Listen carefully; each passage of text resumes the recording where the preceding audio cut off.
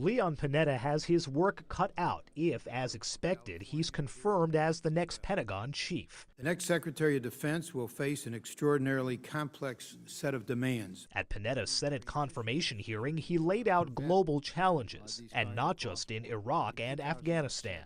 I think we do have to pay attention to these nodes that are developing, where al-Qaida has moved some of its operations, places like Yemen, Somalia, North Africa.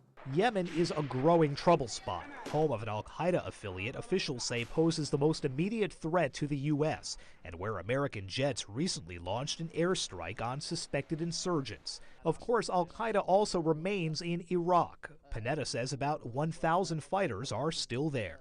It too continues to be a fragile situation. And he expects Baghdad to ask for U.S. troops to stay in Iraq past this year's pullout deadline. Panetta says he sees rebel progress in Libya amid an increase in NATO strikes on Muammar Gaddafi's forces. I think there are some signs that if we continue the pressure, if we stick with it, that ultimately Gaddafi will step down. And that Libyan rebels will be able to keep the nation stable when that happens. On Afghanistan, Panetta says he agrees with the president's call for a significant troop withdrawal starting next month, with a caveat.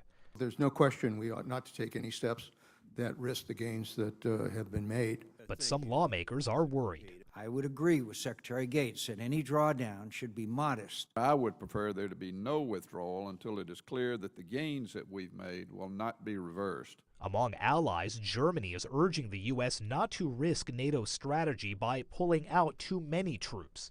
Defense Secretary Robert Gates looked to soothe any fears at an alliance meeting in Belgium. I assured my fellow ministers there will be no rush to the exits on our part, and we expect the same from our allies. If confirmed, Panetta would take over for Gates next month. Sagar Meghani, Associated Press, The Pentagon.